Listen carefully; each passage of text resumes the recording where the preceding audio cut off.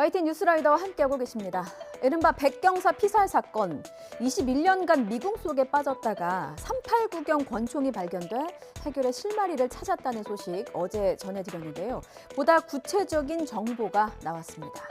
자, 이 권총이 발견된 곳, 대전국민은행 권총 강도 살인사건 범인의 숙소에서 나왔습니다.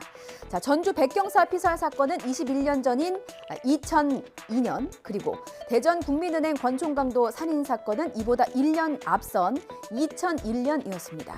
22년 전 대전은행 강도 살인범이 이듬해 전주 파출소 백경사도 살해하고 실탄이 장전된 권총을 강탈했다라는 추리가 가능한 겁니다. 자, 이때의 권총이 21년이 지난 지금 울산에서 발견이 된 것이죠.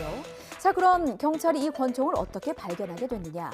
배신감을 느낀 교도소에 있는 공범의 제보가 주요했습니다. 이상곤 기자의 보도 보시겠습니다.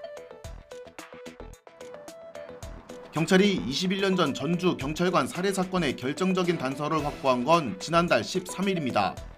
대전 은행 강도살인 사건으로 교도소에 수감 중인 주범 이승만이 편지를 보내온 것으로 알려졌습니다. 이승만은 편지에서 경찰관 살해 사건 범인이 대전 사건의 공범 이정학이라는 점과 당시 사라졌던 권총이 보관된 위치를 밝힌 것으로 전해졌습니다. 사라졌던 총기가 발견됐지만 경찰관 살해범이 누구인지는 아직 알 수 없는 상태. 유족분들한테는 통보를 해드렸고요. 수사를 정확하게 해서 범인 검거를 해서 한을 풀어드릴 수 있도록 하겠다는 말씀을 드렸습니다. 경찰은 조만간 이승만과 이정학을 불러 정확한 사실관계를 파악할 예정이라고 밝혔습니다. 이 사건 잠시 후에 자세히 짚어볼 예정이고요. 자, 결정적인 단서 하나로 또 다른 장기 미제 사건이 풀렸다는 소식도 있습니다. 지난 2007년 인천에서 택시기사가 살해당한 사건이 있었습니다. 강도살인범 2명이 고작 현금 6만 원을 빼앗은 뒤에 기사를 살해하고 시신을 유기한 사건입니다. 범행을 감추려고 택시에 불도 질렀습니다.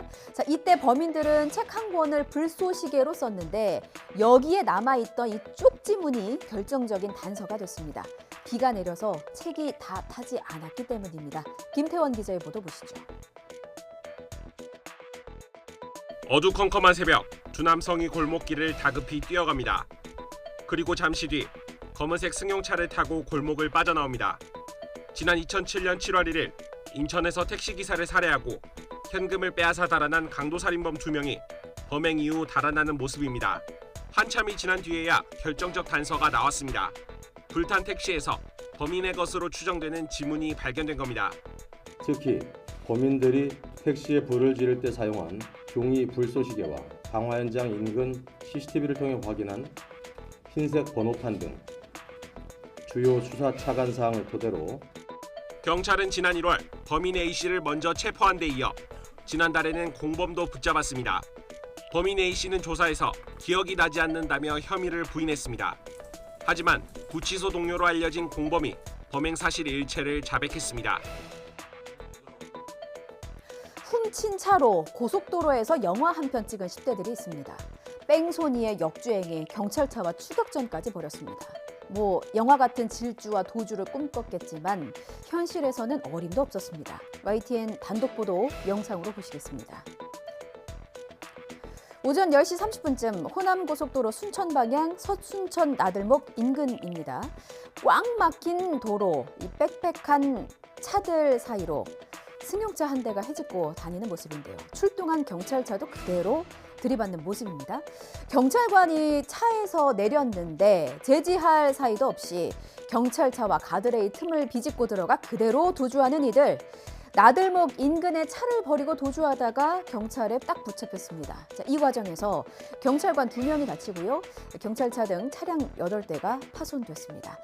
탑승한 이들은 16살 A군 등 10대 3명입니다. 이들은 전남 순천에서 차를 훔쳤고 수십 킬로미터 떨어진 담양까지 갔다가 뺑소니 사고까지 냈습니다. 경찰의 말 들어보시죠. 차를 놔두고 바로 램프에서 고속도로에서 밖으로 나가버린 거예요. 완전히 무슨 영화에 나오냐. 저희들이 이제 공개 요청을 해가지고 동상을 내고 모두 차량 입항해가지고 애들이 이제 차량을 보니까 도난 차량이에요. 추격을 한 거면 그게 한 30km 돼요. 이 세상에 공짜는 없다지만 막상 단기간에 고액 알바 제안을 받으면 어떤 마음이 드십니까? 일주일에 무려 400만 원을 준다는 말에 넘어가서 범행에 가담한 사람들이 있습니다. 20, 30대는 물론이고요. 10대까지도 끼어 있었습니다. 일주일에 400만 원이라니 뭔가 좀 수상하죠. 고액 알바, 알고 보니 마약 운반이었습니다. 어제는 마약을 투약하다 쓰러진 중학생을 어머니가 신고한 사례도 있었죠. 마약, 다시 한번 강조드립니다. 한 번 빠지면 빠져나오기 어렵습니다. 그래서 마약입니다. 박종혁 기자입니다. 경찰이 수풀을 뒤지더니 밀봉된 필로폰 50g을 확보합니다. 미리 약속된 장소에 마약을 숨겨두는 이른바 던지기 수법으로 유통된 마약입니다. 차량 안에서도 필로폰이 발견됐는데 대전, 대구, 부산 등 전국 각지로 배달될 마약입니다. 서울 5, 부산 14, 강원 14, 울산. 그것도 봉지가 뭐고? 로퍼. 경찰은 이런 식으로 마약을 유통해온 18명을 붙잡았습니다. 대부분 20에서 30대인데 10대도 한 명 끼어 있었습니다. 운반책의 집에서도 필로폰과 합성 대마, 엑스터시 등이 무더기로 발견됩니다. 운반책에게서 압수한 마약만 20억 원어치에 달합니다.